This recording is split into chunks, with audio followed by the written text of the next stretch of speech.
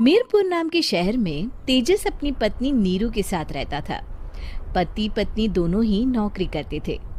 एक दिन तेजस गांव अपनी माँ के पास फोन करता है।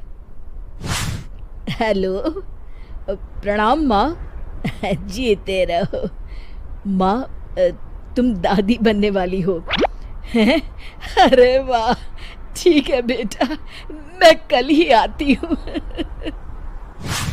जब माँ जी शहर पहुंची तो बेटे बहू ने बहुत अच्छे से स्वागत किया। लीजिए माँ जी, चाय। अरे गर्मा गर्म पकोड़े ले आओ माँ के लिए। नीरू रसोई में गई और 2 मिनट में ही पकोड़े ले आई। जी ये लीजिए।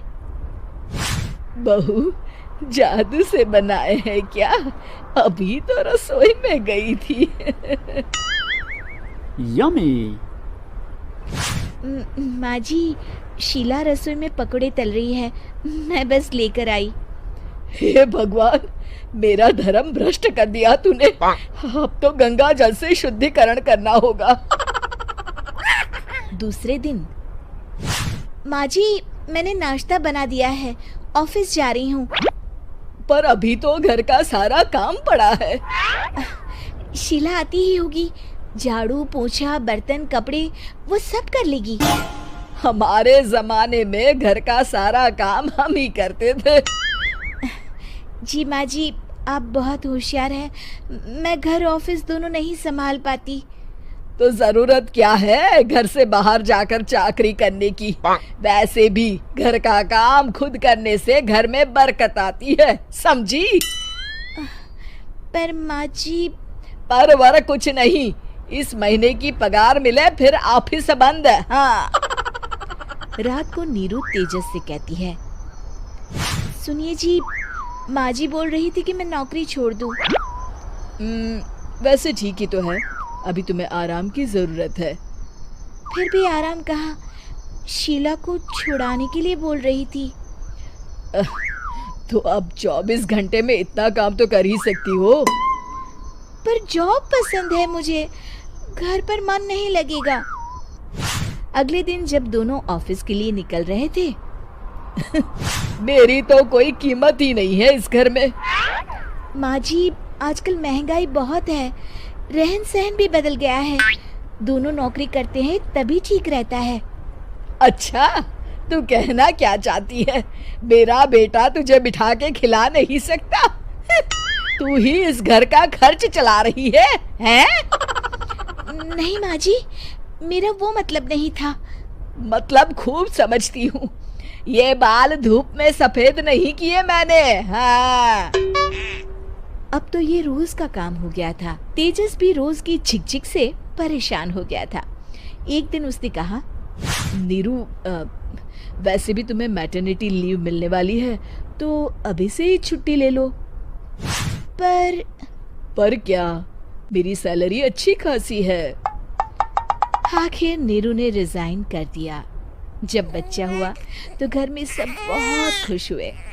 कुछ दिनों बाद तेजस फाइल देख रहा था। क्या हुआ तेजस, कुछ परेशान लग रहे हो? हाँ, वो हमारी जितनी सेविंग्स थी वो तो हॉस्पिटल में और छठी के फंक्शन में खत्म हो गई है नीरू। और अभी वैसे मंदी चल रही है तो मैं बोल रही थी कल मुन्ना को हेपेटाइटिस का टीका लगवाना है। नीरू, क्या पोस्टपोन नहीं कर सकते? नहीं जी, बिल्कुल नहीं। अब तेजस को समझ में आ रहा था कि उससे गलती हुई है। पैसों की कमी का असर घर के माहौल पर भी पड़ रहा था। अगले दिन, बेटा मेरा चश्मा और ये दवाइयाँ ले आना, पर्चा देते हुए माँ जी ने कहा। जी। तेजस, मुन्ना के लिए दूध का डिब्बा और डायपर भी ले आना, और ये किराने के सामान की लिस्ट है, इसे भी लाना है। तेजस गुस्से में लिस्ट मरोड़कर फेंकता है और चिल्लाता है, पैसे क्या पेड़ पर उगते हैं? ये ले आना, वो ले आना। अरे पर ये जरूरत का सामान ही है।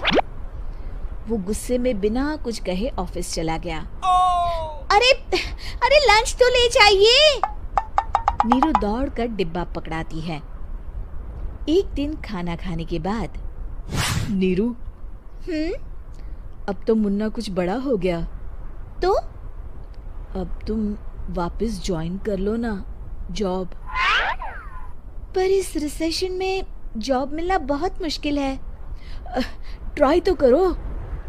फिर मुन्ना? माँ जी है ना, और एक फुल टाइम मेड भी लगा लेंगे। पर माँ जी, उन्हें तो पसंद नहीं। तभी माँ जी वहाँ आ जाती है और प्यार से नीरू के सर पर हाथ फेरते हुए बोलती है, अब मेरी समझ में आ गया बहू, पहले के और अब के समय में अंतर है। तुम काम शुरू करो, मुन्ना की जिम्मेदारी मेरी। मेरी प्यारी माँ जी। ये कहकर नीरू उनके गले लग गई। शिक्षा, परिवर्तन संसार का नियम है, हमें भी समय के साथ चलना चाहिए। उम्मीद है कि आपको हमारी ये कहानी पसंद आई होगी। कृपया हमारे चैनल को सब्सक्राइब करें और सभी अपडेट्स के लिए बेल आइकन जरूर क्लिक करें। और हाँ, वीडियो लाइक और शेयर करना मत भूलिएगा। Bye bye.